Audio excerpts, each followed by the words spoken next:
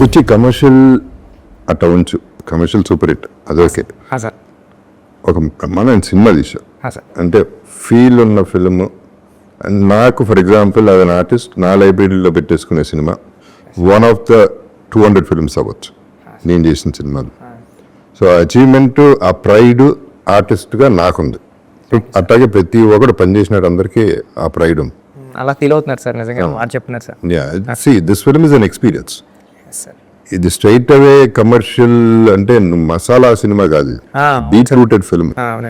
Public కూడా ఈ రోజు మాట్లాడే మాట అదే సార్. అంటే ఇండివిజువల్గా ఎవరి కాళ్ళు అంటే రివ్యూస్ చాలా మంది ఉన్నారండి. మామూలు ఒక వాళ్ళకి ఫాలోవర్స్ ఉంటారు, ఒక 5 లక్షలు 6 లక్షలు 10 లక్షల మంది ఫాలోవర్స్ ఉంటారు.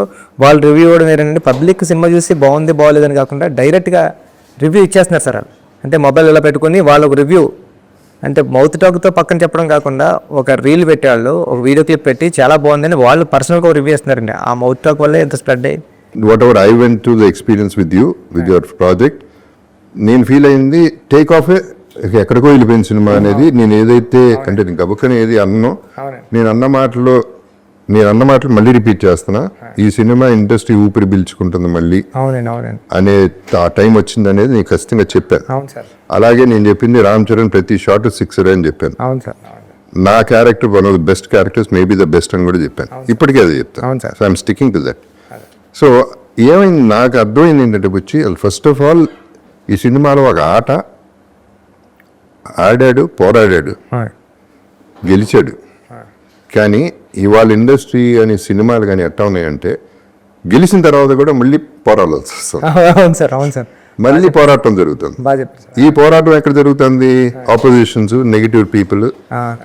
నా ప్రకారం first day, second day, almost third day వరకు కూడా పక్క ఆడియన్స్ అనేది థియేటర్ రావట్లేదండి. అది ప్రతి హీరో మూవీకి యుద్ధం తప్పుతలేదండి. అది తప్పదు. బట్ దీనికి ఎక్కువ, దీనికి అపోజిషన్ ఎక్కువైపోయింది. ఏదో నెగిటివిటీ అది కావాలనే చేసేవాళ్ళు కూడా గ్యారంటీగా ఉన్నారనేది ఇవాళ అర్థమైంది. సో నేను డిసప్పాయింట్ అయ్యా. నా ఎక్స్పెక్టేషన్కి వెళ్ళలేదండి beginning. But by the day ఏమవుతుంది, మీరు రివ్యూస్ మనం చూసినా లేకపోతే రియాక్షన్స్ చూసినా ఫస్ట్ డేకి, సెకండ్ డేకి, థర్డ్ డేకి మారిపోతా పాజిటివ్గా అయిపోతున్నాయి. ఇప్పుడు ఆడియన్స్ వెళ్తున్నారు, ఫ్యామిలీస్ వెళ్తున్నారు, వాళ్ళు చెప్తున్నారు సినిమా చాలా బాగుందని. నిన్న కూడా రాత్రి ఎవరో 12-13 మందితో కూర్చుంటే అందులో అంత బాగుంటే సినిమా బాగాలేదంటారని ఫ్యామిలీస్ అవుతున్నారు. సో ఇది యాక్చువల్ ఆడియన్స్ రావడానికి టైం పడుతుంది ఎప్పుడు కూడా. ఫస్ట్ చరణ్ ఫ్యాన్స్ వస్తారు, నీ వాట్ ఎవర్ ఫ్యాన్స్ వస్తారు, అపోజిషన్ ఫ్యాన్స్ వస్తారు. 90% ఇండస్ట్రీ వాళ్ళు అవ్వచ్చు, బయట వాళ్ళు అవ్వచ్చు, పోవాలని కోరుకునే వాళ్ళు వస్తారు. చాలా మంది నెగిటివ్ దీంతో వస్తారు, ఓవర్ ఎక్స్పెక్టేషన్తో వస్తారు. రకరకాల ఫ్రేమ్ ఆఫ్ మైండ్ వేరే రూమ్స్ లో ఉంటుంది. ఈ విజువలైజేషన్ వేరు, అక్కడ విజువల్ వేరు. దీన్ని మ్యాచ్ అవ్వాలంటే it's not easy, especially for these kind of films.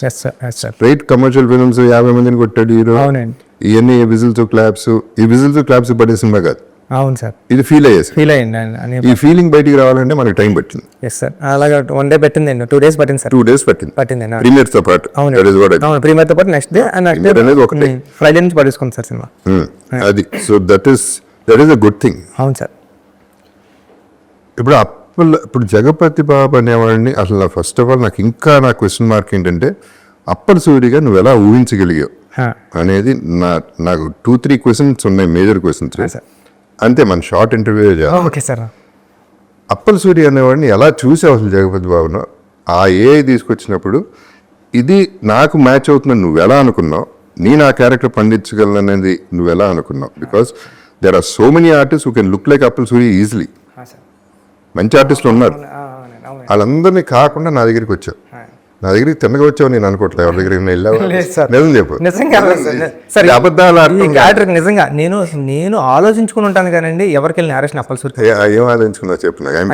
నేనేమనుకుంటాను sir, మీరు రాయల్గా ఉంటారు సార్, మీరు రాయల్గా ఉంటారు. అప్పల్ సూరి అంటే ఒక విలేజ్ లో ఒక 65-75 years ఉన్న ఓల్డ్ మ్యాన్ లో చేయాలంటే జగపతి బాబు సార్ కరెక్ట్గా ఉంటారా ఉండరా అంటే మేము చూసిన వెంటనే రాయల్టీ కనిపిస్తారు సార్. అప్పల్ సూరి చూసిన వెంటనే నాకు డౌట్ అక్కడే అండి.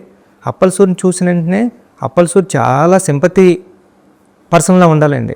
తన ఏజ్ దగ్గర నుంచి, తన మాటల దగ్గర నుంచి, తన లుక్ వైజ్ దగ్గర నుంచి అన్నీ కూడా అప్పల్ సూరిని చూస్తే ఆడి ప్రయత్నం గుర్తు రావాలండి, ఆడు పేదరికం గుర్తు రావాలండి, ఆడు స్ట్రగుల్ గుర్తు రావాలండి. ఎన్నటిలో మీలో కనిపించేవా అని నేను కొద్దిగా స్ట్రగుల్ ఫీల్ అయ్యాను సార్. ఎందుకంటే మిమ్మల్ని చూస్తుంటే జగపతి బాబు గారు వస్తున్నారంటే రాయల్టీ సూపర్ ఉన్నారా సారు అని ఉంటారు. ఇప్పటికీ మీరు అలా ఉంటారు, మీ ఏజ్లో మీ గాయం మూవీలోని గట్టని ఇంకా సూపర్ ఉంటారు అని నేను ఏమనుకున్నాను అంటే అండి, అప్పుడు నేను ఏఏలో ఫోటో డిజైన్ చేయించుకున్నాను సార్.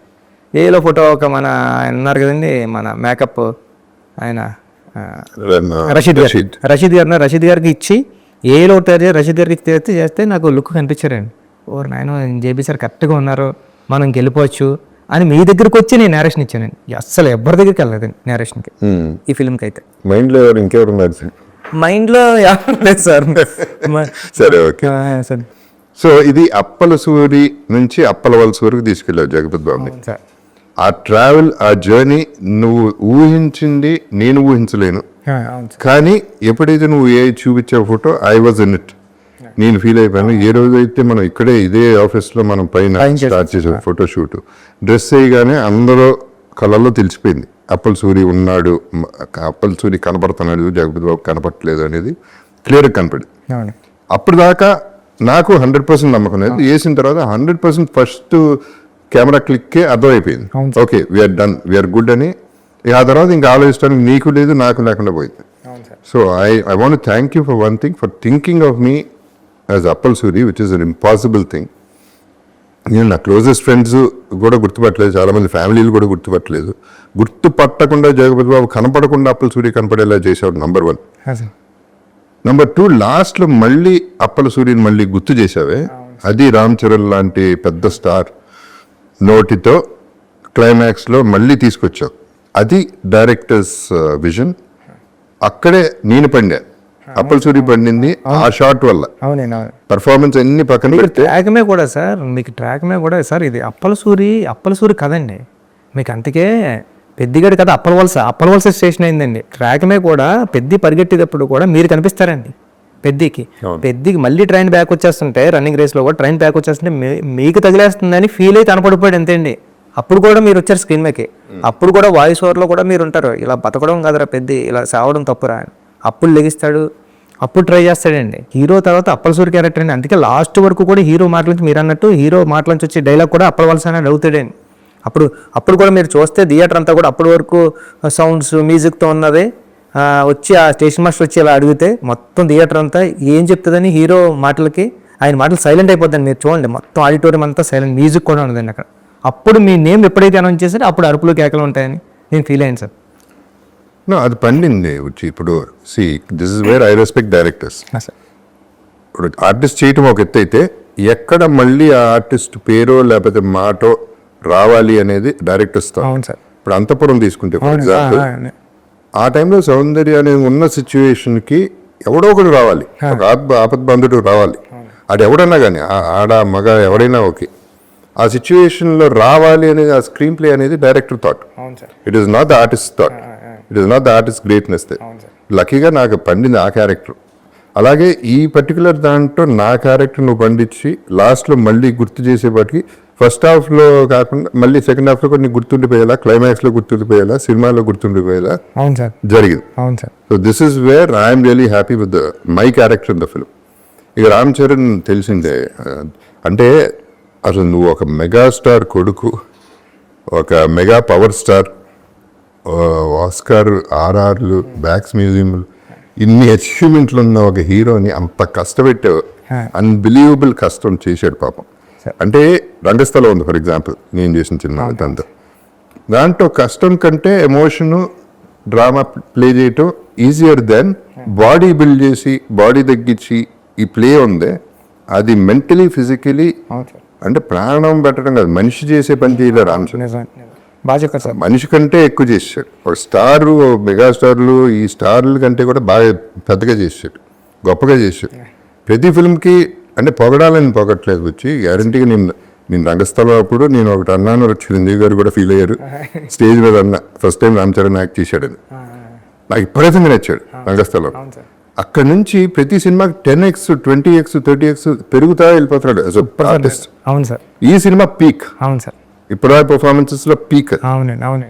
సో తంది ఇక నోన్ ఫ్యాక్టరీని ఎక్కువ మాట్లాడాల్సిన అవసరం కూడా లేదు, ఇక తను ఎక్కడికో వెళ్ళిపోయాడు. అవును సార్, ఈ రోజు మొత్తం అంతా సోషల్ మీడియా అంతా కానీ, సినిమా చూసిన వాళ్ళంతా కానీ మాట్లాడేదంతా చరణ్ గారు అండి. పెద్ది అంటే పెద్ది ఎక్కడ కూడా రామ్ చరణ్ గారు అన్న పర్సన్ కనపడలేదండి. పెద్ది క్యారెక్టరే, పెద్ది ఇన్వాల్వ్మెంట్, పెద్ది ఆయనకి అందరూ కూడా నేనేదో రాసుకుంటే నేషనల్ అవార్డు వస్తుందని నేను అనుకున్నాను కదండి. ఆయనకి ప్రతి ఒక్కళ్ళు కూడా అందరూ నేషనల్ అవార్డు వస్తుంది వాళ్ళే అంటున్నారు. అది గ్యారంటీ. అంటే ఆయన పర్ఫార్మెన్స్ అంత రంగస్థలం, ఆర్ఆర్ఆర్ అన్నీ బాగున్నాయండి. దానికన్నా దీంట్లో పీక నేను నమ్మానని జనాలు కూడా అది ఆ ఫస్ట్ మార్కులు అయితే దానికే వేసేసారండి సినిమాలో. అది డిజర్వింగ్ కూడా. అది దెర్ ఇస్ నో చాయిస్ అక్కడ, ఎవరికి చాయిస్ వదల. అంటే ఇష్టం లేని వాళ్ళు కూడా చచ్చినట్టు ఒప్పుకోవాలి. అలా ఉంది సార్. మనసు ఒప్పకపోయినా మనసుకు తెలుసు, అవునండి, అవును. బయటికి చెప్పలేకపోయినా. బట్ అది దాని గురించి పెద్ద డ్రామా లేదు, ఇంకా మనం ఏం చేయలేదు.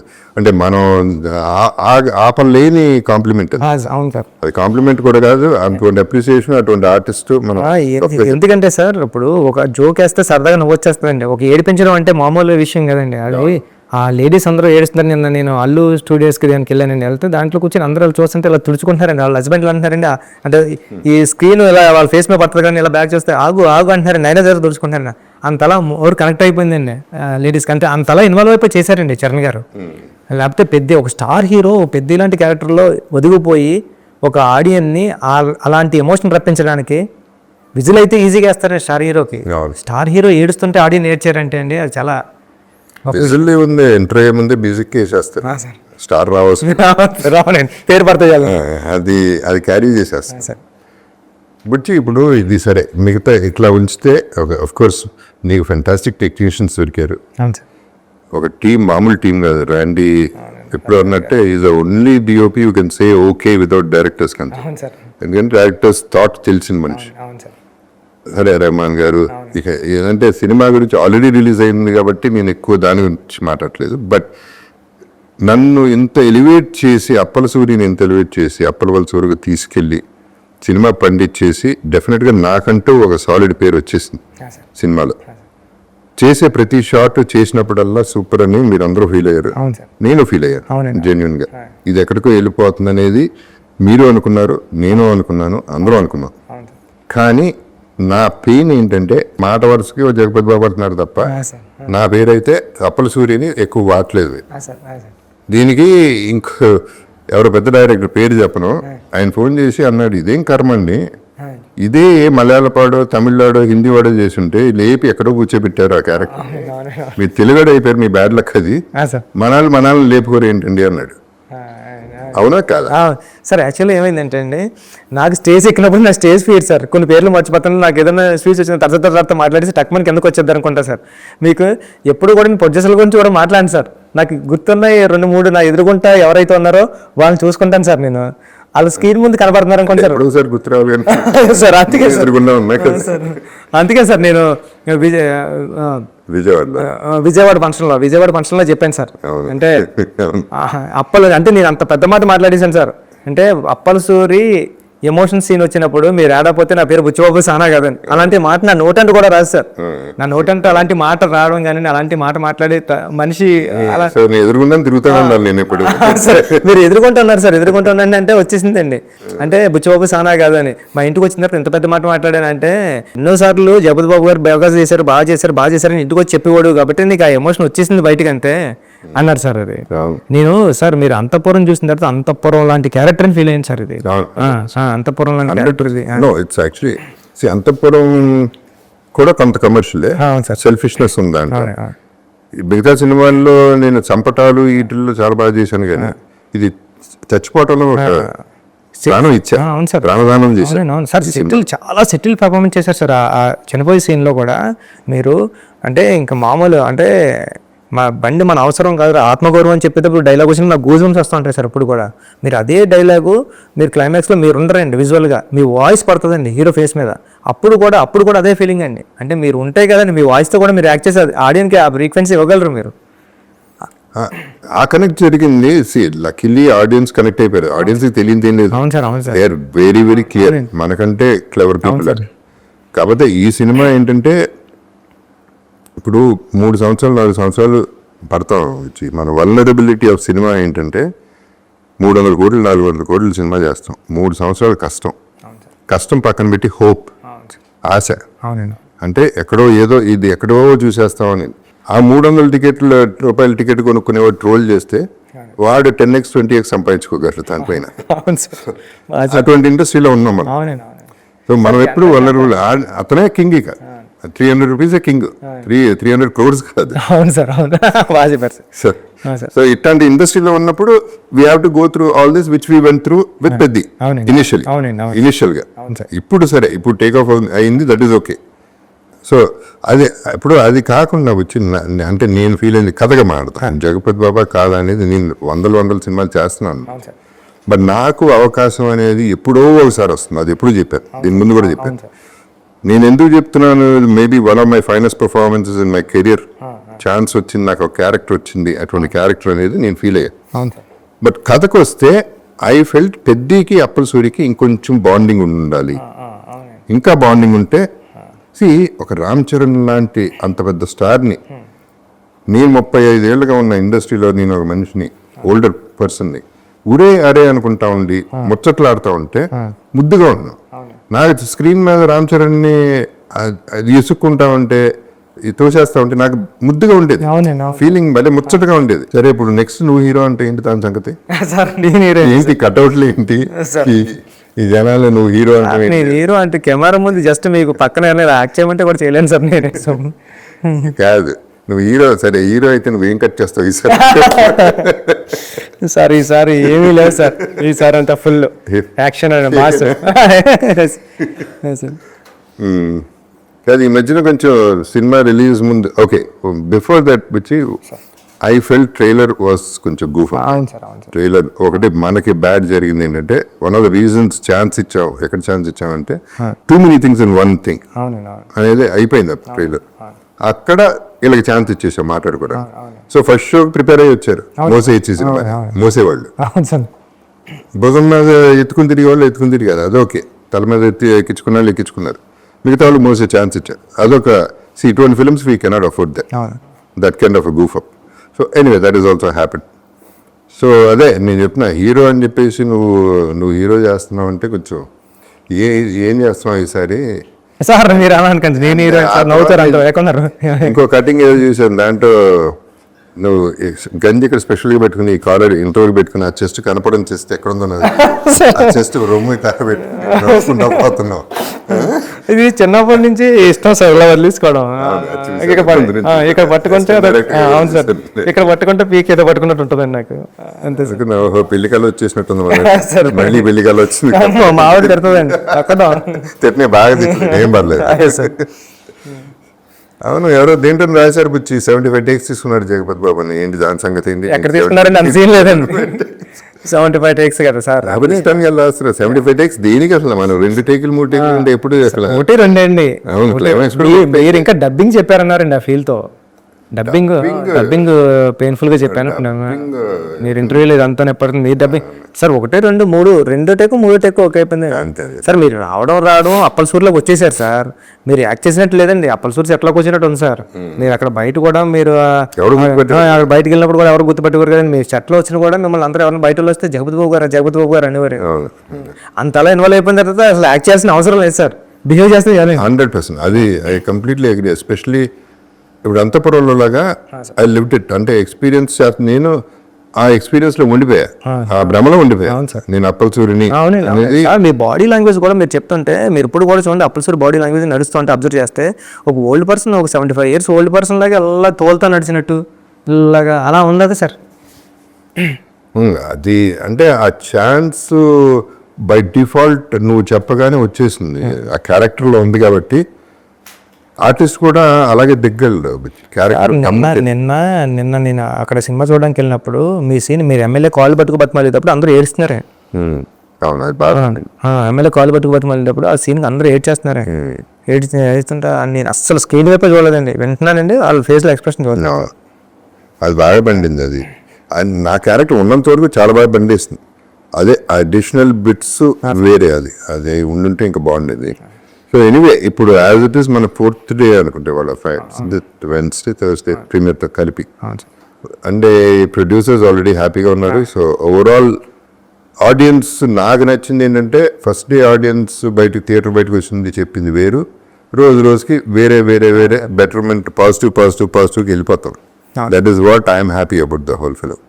నా కోసం ఇంతలా మాట్లాడతారు నాకు తెలియదండి. చరణ్ సార్ కోసం బేబసం పీక్లో మాట్లాడుతున్నారండి. బుచ్చి నువ్వు బాగా చేసావని నాకు నా ఇన్స్టా చూస్తాయండి, జస్ట్ అవార్డు చూపించారండి. నా ఇన్స్టా యాప్లో ఉన్నదండి, అది చూపిస్తే ఇలా వస్తే 1 అవర్ మెసేజ్ చూడడానికి 1 అవర్ అంటే కమింగ్ ఇంకా ఫాస్ట్ 4 days ఉన్నాయి కదా సార్, 1 అవర్ చూడడానికి 5-6 hours పట్టింది సార్. 1 అవర్ మెసేజ్ చూడండి, ఇలా 1 అవర్ బ్యాక్, ఇంకా 2 hours 3 hours వెళ్తే ఎలా ఉంటే అంత అప్లోడ్ వచ్చింది సార్. ఉప్పినాకి ఎంత వచ్చిందో దానికి 10 times వచ్చింది సార్. అంటే రావాల్సిందే. అంటే మంచి కథ చెప్పాడు, అందరూ కథ మాట్లాడారు సార్. చాలా మంచి కథ, ఇలాంటి కథ వస్తే బాగుంటుంది. ఇలా ఎన్నో కథలు చూసాం. అంటే ప్రతిదీ కమర్షియల్ సినిమా అయినా ఒక కమర్షియల్ యాంగిల్లో ఉండి ఇలాంటి మన కథ ఒకటి రూటెడ్ కథ చెప్పడం కానీ, ఒక ఇన్స్పిరేషనల్ స్టోరీ చెప్పడం కానీ, ఒక స్టార్ హీరో చేయడం, ఒక డైరెక్టర్ చేయడం, దీని గురించి ఎక్కువ మాట్లాడారు సార్. ప్రతి ఒక్కడో రివ్యూర్ అయిపోయి ప్రతి ఒక్కడో వీడియో చేసి పెట్టాడు సార్. అంటే ఇన్ని వీడియోస్ నేను తెలిసి నేను రీసెంట్గా ఏ సినిమాకి చూడలేదండి, అందరూ కూడా అంటున్నారు ఇన్ని వీడియోస్, ఒక సినిమా బాగుంది. లేదు బిచ్చి, ఇప్పుడు అంటే నీకు క్రెడిట్ అది రావచ్చు, ఎందుకంటే అది you can own it because for example నువ్వు సినిమా ఒక ఏప్రిల్ రిలీజ్ అవ్వాలి, అవును సార్, పోస్ట్పోన్ అయింది, అది నీ వల్లే అయింది. కానీ అక్కడ బ్యూటీ ఏంటంటే నువ్వు ఏం చెప్పావు ఆ రోజు, నా రెమ్యునరేషన్లో తీసేసుకోండి, మీకు పోతాయి, దీనివల్ల మీకు నష్టం జరగచ్చు, జరిగితే నా రెమ్యునరేషన్ కట్ చేసేయండి, కానీ నేను సినిమా అప్పుడే రిలీజ్ చేస్తాను. అది నేను నమ్మకం, నీ మీద నీకున్న కాన్ఫిడెన్స్, సినిమా మీద ఉన్న కాన్ఫిడెన్స్, అది అక్కడ కనబడుతుంది. ఎందుకంటే leaving remuneration is not a joke. సినిమాని అంత నమ్మేవు కాబట్టి అంతవరకు వచ్చింది, అందుకనే ఆ పేరు వస్తుంది నీకు. So let us celebrate your name and let us celebrate the film. So we are good. Let's be happy. Okay? Sir, thank you, sir. Okay. Sir, thank you, sir. Thanks. I love you, sir.